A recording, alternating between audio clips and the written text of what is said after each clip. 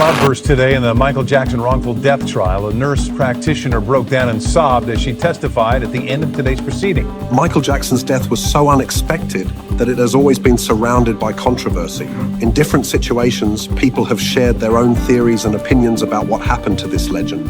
To me, who was treating him with opioids, propofol, or any of those substances. It's more designed for the faster onset in terms of going off to sleep and the faster offset in terms of waking up. But what a nurse said about MJ's final moments was truly shocking. He looked at me and he said, I have a lot of difficulty sleeping. Sherilyn Lee. Sherilyn Lee, the nurse who witnessed the disturbing final chapter of Michael Jackson's life, finally stepped forward, delivering stunning testimony that sent shockwaves through the courtroom. According to Lee, Jackson pleaded with her to give him propofol, the powerful anesthetic intended only for operating rooms, brushing aside every urgent warning about the deadly risks it carried. Just days before tragedy struck, Jackson reached out to her with a chilling confession. He described an unbearable sensation, saying one side of his body felt like it was on fire, while the other was gripped by an icy cold. The desperate phone call ended, but its haunting memory would stay with Lee for the rest of her life. Tell her that half my body is cold, half my body is hot. Lee's testimony painted the heartbreaking portrait of a man caught in an endless battle between relentless insomnia and the dangerous drugs that promised escape. With every ignored warning, the situation spiraled further out of control. Her powerful account revealed how trained medical professionals could do little more than watch as one of the world's greatest entertainers moved closer and closer to a tragedy that seemed impossible to prevent. Even now, her words carry the pain of someone who fought to change the outcome but ultimately couldn't stop events that were already unfolding. That brings us to today's story. A deeply unsettling image spreading across social media has left fans divided, disturbed, and searching for answers. The picture appears to show a man who closely resembles Michael Jackson lying in a hospital bed, dressed in a medical gown and surrounded by monitoring cables for lines and life support equipment.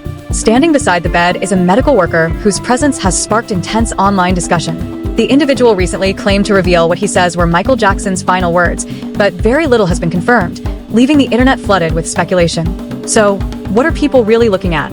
Is this an authentic photograph tied to Jackson's final hours? Or is it simply another remarkably convincing image created for the internet? Tell us what you believe in the comments below. Dr. Michelle Cooper, the emergency physician who received Michael Jackson in the trauma unit at UCLA Medical Center, delivered testimony that revealed just how desperate the situation already was. According to Cooper, Jackson showed no clinical signs of life by the time he arrived. Her testimony also uncovered a critical detail involving Dr. Conrad Murray. She stated that Murray failed to disclose the use of propofol during the initial resuscitation report, instead indicating that only small amounts of lorazepam had been given. That omission left the emergency team without a complete understanding of what they were facing during those crucial moments. Cooper's emotional recollection captured the heartbreak and frustration of doctors who realized far too late which powerful substances had been circulating through their patient's body. On the information I had, I felt a pronouncement of death in the field was appropriate at that time. According to the testimony, that missing information had devastating consequences. Without a complete picture of what had happened, the medical team was forced to fight for Jackson's life while missing one of the most critical pieces of the puzzle. Prosecutors argued that this wasn't simply a medical mistake. It became a central issue in determining whether crucial facts had been withheld during the emergency, limiting doctors' ability to respond as effectively as possible in those life or death moments. Dr. Thoen later described the intense atmosphere inside the trauma bay, where every second mattered and the pressure was overwhelming. As doctors and nurses worked frantically to revive Jackson, she recalled Dr. Conrad Murray repeatedly urging the team, pleading, "Please don't give up. Keep trying to save him." On the surface, his desperation appeared genuine. But as the investigation unfolded, a far more troubling picture began to emerge. Echoing Dr. Cooper's testimony, Dr. Thoen stated that Murray never fully disclosed the reported use of propofol, leaving the entire resuscitation team to make critical decisions without information that could have shaped their emergency response. We would not give up easily on Mr. Jackson and try to save his life. According to the testimony, that omission left the emergency team at a serious disadvantage. Without knowing the full circumstances, doctors were unable to tailor their treatment or prepare for complications that may have been linked to the substances involved. Dr. Thoen's account suggested that, during those critical moments, the focus had shifted away from complete transparency, leaving medical professionals to battle an emergency without the information they urgently needed. Murray's repeated appeals to save Jackson carried far less weight once investigators compared them with what they claimed had not been disclosed, forcing the team to fight against a mystery they were never given the chance to fully understand. Richard Seneff, The veteran paramedic who was among the first to enter Michael Jackson's bedroom offered testimony that painted a deeply unsettling picture of what he encountered. He recalled finding Jackson with fixed, dilated eyes, physical signs he had recognized countless times throughout his career. His skin felt noticeably cool, leading Seneff to believe that a significant amount of time had already passed since the cardiac arrest. Those observations sharply conflicted with Dr. Conrad Murray's account, which suggested that Jackson had collapsed only moments earlier. To Seneff, the medical evidence simply didn't fit that timeline. He also remembered Murray appearing visibly distressed, sweating heavily, and acting with a level of panic that, in hindsight, drew even greater attention as investigators examined every detail of that day. Happening to you, Mr. Seneff? It means the heart was not functioning electrically. Seneff's testimony became a crucial turning point in the investigation, grounding the case in observable medical evidence rather than conflicting accounts. His observations challenged Murray's timeline and raised serious questions about what had actually happened before emergency crews arrived. Piece by piece, his statements helped investigators build a clearer picture, suggesting that far more had taken place behind closed doors than was initially revealed. Martin Blunt. Fellow paramedic Martin Blunt reinforced Seneff's account while introducing another detail that drew intense scrutiny. He testified that both he and Seneff watched as Dr. Conrad Murray quickly gathered 3 vials of lidocaine from the bedroom floor and placed them into a bag before leaving the scene. Investigators later examined whether those actions affected evidence that could have helped reconstruct the events leading up to Jackson's death. Blunt's testimony suggested that, instead of preserving everything for investigators, important medical items were being removed at a moment when every piece of evidence could have been critical to understanding the full story. Non-breathing, he was non-moving, and his eyes were... To investigators, those actions raised difficult questions. In an emergency where every second should have been devoted to the patient, attention appeared to shift toward collecting medical items from the room. Prosecutors later argued that this behavior reflected an effort to protect a personal narrative rather than preserve every possible piece of evidence. The decision to gather the vials before investigators had documented the scene became one of the most heavily scrutinized moments in the entire case. Blunt's testimony added another critical layer to the investigation. His account suggested that the scene was no longer being left untouched for investigators to examine, but was instead being altered during the confusion that followed Jackson's collapse. As more witnesses came forward, prosecutors argued that the case extended beyond questions of medical judgment and into whether key evidence had been intentionally handled before authorities could fully reconstruct what had happened. With every new testimony, the mysteries surrounding Michael Jackson's final hours only grew darker. Dr. Christopher Rogers. Dr. Christopher Rogers, who performed Jackson's official autopsy, testified with absolute certainty that acute propofol intoxication caused death, definitively ruled as homicide. According to the prosecution's theory, this was not a case of an unintended overdose caused by routine medical care. Instead, they argued that a powerful anesthetic had been administered outside accepted medical standards, without the safeguards, monitoring, or clinical setting required for a drug of that nature. Rogers firmly challenged the defense's suggestion that Michael Jackson could have given himself the fatal dose. Drawing on the available medical evidence, he testified that the lack of appropriate for-delivery equipment made that explanation highly unlikely from a scientific standpoint. His testimony became a pivotal moment, directly confronting one of the defense's central arguments and intensifying the debate over what truly happened during Jackson's final hours. What is acute propofol intoxication? Rogers testified that, based on the forensic evidence, Michael Jackson could not have accurately prepared and administered a fatal amount of the drug by himself using the equipment available. He explained that delivering such a dose would have required specialized medical knowledge and tools not ordinarily handled outside a controlled clinical environment. His years as a chief medical examiner gave added weight to his conclusions, and prosecutors relied heavily on his scientific analysis to challenge the defense's version of events. Standing firm under questioning, Rogers argued that the physical evidence pointed away from accidental self-administration and toward a far more troubling sequence of events. Dr. Stephen Schaefer. An internationally recognized anesthesiology expert, Dr. Stephen Schaefer delivered some of the trial's most influential testimony. He stated that the medical care described in court represented an extreme departure from accepted anesthesiology standards. According to Schaefer, administering propofol inside a private residence without continuous monitoring, emergency equipment, trained support staff, or established safety procedures violated the basic principles designed to protect every patient. In his view, this was not a close medical judgment, but a serious breach of professional responsibility. Schaefer testified that a physician's obligation is to place patient safety above every other consideration, regardless of outside pressure. He explained that proper medical ethics would have required refusing treatment under those conditions rather than accepting extraordinary risks. His analysis suggested that the dangers were well understood long before that day, making the decisions at the center of the case even more difficult to justify. Alberto Alvarez. As a longtime member of Jackson's security team, Alberto Alvarez was among the first people to enter the bedroom after the emergency began. His testimony described a scene filled with urgency and confusion. Alvarez told jurors that Dr. Murray instructed him to collect 4 bags, medication bottles, and other medical items before emergency responders had even been contacted. Prosecutors argued that this sequence of events raised significant questions about the priorities during those critical moments. Alvarez also recalled seeing Jackson's children, Prince and Paris, visibly distraught as the crisis unfolded around them. His testimony captured not only the emotional devastation inside the home, but also the actions investigators later examined as part of the case. Because Alvarez worked closely with Jackson and witnessed the events firsthand, his account became one of the prosecution's most closely analyzed pieces of evidence. Michael Amir Williams. Michael Amir Williams, one of Jackson's trusted assistants, testified about a brief phone call from Dr. Murray on June 25th that immediately signaled something had gone terribly wrong. According to Williams, Murray urgently instructed him to come at once because Mr. Jackson had suffered what he described as a serious reaction and needed help immediately. The conversation lasted only seconds, yet its urgency spoke volumes. Williams quickly alerted security personnel and helped coordinate the response that ultimately brought paramedics to the Carrollwood residence. Prosecutors later pointed to the timing of this call as an important part of reconstructing the day's events, arguing that it established when Murray recognized the severity of the medical emergency. Williams' testimony became another key piece in building the overall timeline presented to the jury. Kai Chase. Jackson's personal chef, Kai Chase, remembered the moment an otherwise ordinary morning suddenly descended into chaos. She testified that Dr. Murray rushed downstairs in visible distress, urgently calling for assistance as the atmosphere inside the house changed in an instant. Chase recalled Murray instructing her to locate Prince Jackson, adding to the growing sense of panic spreading throughout the residence. Her observations stood in sharp contrast to later descriptions suggesting the situation had remained calm and controlled. Instead, she described a scene marked by confusion, urgency, and mounting fear.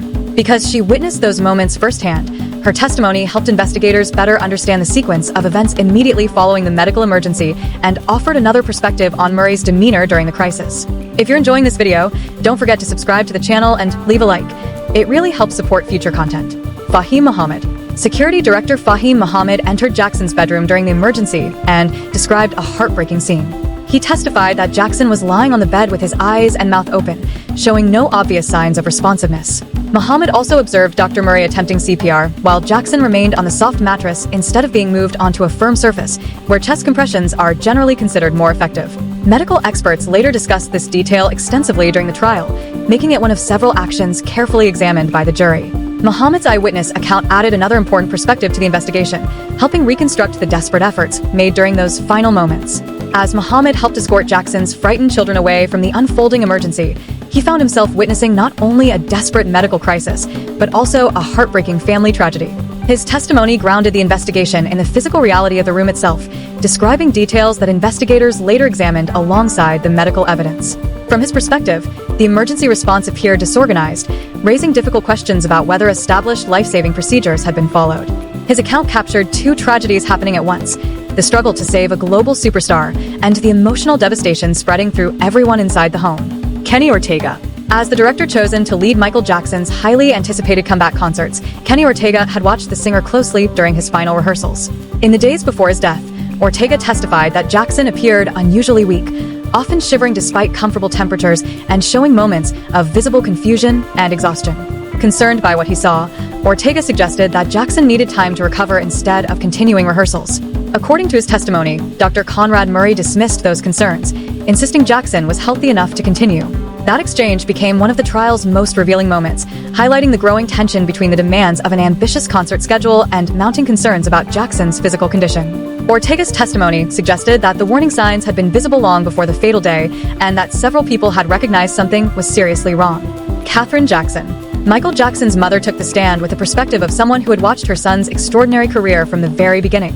Her testimony focused on the immense pressure surrounding the planned London concerts, describing a workload that she believed had pushed him far beyond healthy limits. Katherine criticized the concert promoter, AEG Live, arguing that the company failed to adequately consider Michael's declining condition while relying on Dr. Conrad Murray to oversee his care. Her testimony broadened the discussion beyond one physician, raising questions about whether the environment surrounding the comeback placed overwhelming demands on Jackson at a time when he was already vulnerable. Speaking not only as a witness but as a mother, Catherine described a system that, in her view, prioritized business commitments over her son's well-being, adding another emotional layer to an already heartbreaking case. Prince Jackson. In one of the trial's most emotional moments, Prince Jackson offered a rare glimpse into what life was like inside the family home during his father's final months. He described seeing Michael's struggle under enormous emotional pressure, recalling occasions when his father became deeply upset after conversations related to the concert preparations. According to Prince, Michael would repeatedly express fears that the intense pressure surrounding him was becoming unbearable. As a son, Prince sensed that something was terribly wrong but felt powerless to change the situation. He also recounted witnessing the desperate attempts to revive his father, a memory that left a lasting emotional impact. His testimony shifted attention away from medical evidence alone, revealing the human cost of the stress and uncertainty that surrounded Jackson's final days.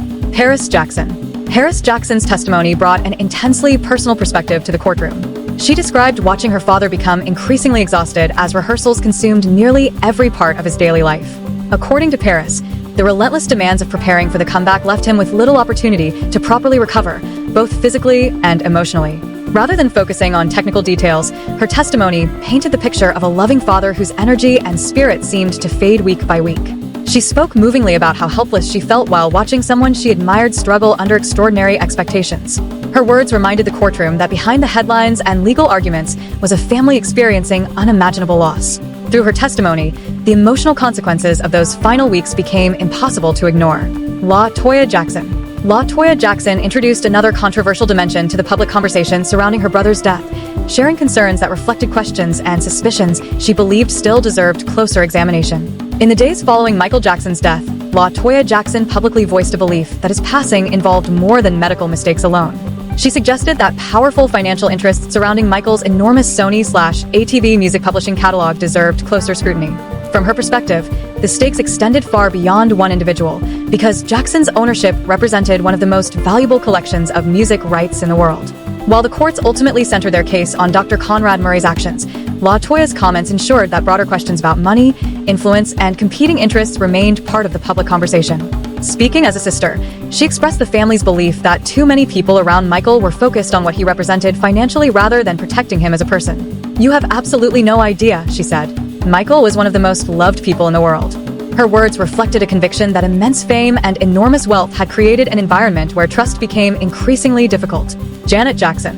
Janet spoke with quiet emotion, describing the heartbreak her family endured as they watched Michael struggle during his final years. She explained that relatives had tried on several occasions to encourage him to seek help for his growing dependence on prescription medications, but his intensely private lifestyle and tightly controlled inner circle often prevented meaningful intervention. Janet described the painful reality of loving someone while feeling powerless to reach them. According to her, Michael had gradually isolated himself behind a protective wall that even family members found difficult to penetrate. Her testimony reflected the sorrow of recognizing warning signs while lacking the ability to change the outcome. "I think he did a wonderful job with us," she said, before acknowledging that she still questioned many of the decisions surrounding his final years. Janet's testimony suggested that those closest to Michael had feared for him long before tragedy struck, yet their concern alone was never enough to reverse the course he was on. Jermaine Jackson. Jermaine's testimony centered on the regrets his family continues to carry. He stated that had they known propofol was reportedly being administered inside Michael's home, they would have stepped in immediately, pursuing every legal and personal option available to protect him. Jermaine believed that crucial information had remained hidden from the family until it was far too late. He spoke emotionally about his brother being surrounded by people whose professional responsibilities often overlapped with enormous financial interests, arguing that too many decisions appeared driven by business rather than Michael's long-term well-being. His testimony broadened the discussion beyond one physician, raising questions about everyone involved in the environment surrounding Jackson's final months. More than anything, Jermaine wanted the jury to understand that the family believed they would have fought tirelessly for Michael had they known the full extent of the circumstances. Nicole Alvarez. Nicole Alvarez provided testimony describing how shipments of propofol intended for Dr. Murray were routinely delivered to her apartment. Prosecutors argued that these repeated deliveries demonstrated an organized pattern rather than isolated medical purchases, making her testimony an important part of their case. Alvarez also recalled receiving a phone call from Murray while he was accompanying Jackson to the hospital, a detail that investigators carefully examined during the trial. The prosecution argued that her testimony helped establish how medications were obtained and transported in the months leading up to Jackson's death. Together, Those details became another significant piece of the timeline presented before the jury. Debbie Rowe, who had known Michael for many years, spoke about the long history of physical pain that followed his severe burn injuries from the 1984 Pepsi commercial accident. She described how years of ongoing treatment gradually evolved into dependence on powerful prescription medications, blaming what she viewed as a pattern of doctors repeatedly prescribing drugs without sufficient safeguards. Fighting back emotion, Rowe suggested that the problem had developed over decades rather than appearing suddenly near the end of Michael's life. In her view, the tragedy reflected failures extending beyond one individual, involving a medical culture that too often accommodated celebrity status instead of setting firm boundaries. Her testimony painted the portrait of a man whose search for relief slowly became a dangerous cycle that grew harder to escape. Lisa Marie Presley shared one of the most haunting memories presented during the proceedings. She recalled a conversation years before Michael's death in which he confided a deeply personal fear that he might someday die in circumstances similar to those of her father, Elvis Presley. Looking back, those words took on heartbreaking significance. According to Presley, Michael understood the dangers that accompanied chronic pain, prescription medication, and the relentless pressures of fame. Her testimony suggested that he recognized the risks long before the events that ultimately unfolded, making the tragedy feel even more devastating in hindsight. Rather than offering certainty about what happened, her account illustrated the emotional burden Michael appeared to carry as he struggled with those fears. The loss of Michael Jackson continues to inspire debate, reflection, and profound sadness around the world.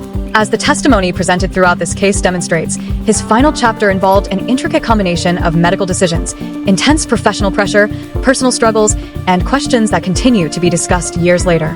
Whatever conclusions people ultimately draw, one truth remains unchanged. Michael Jackson's extraordinary musical legacy continues to inspire millions across generations. May his artistry live on, and may he finally rest in the peace that seemed so difficult to find during his lifetime.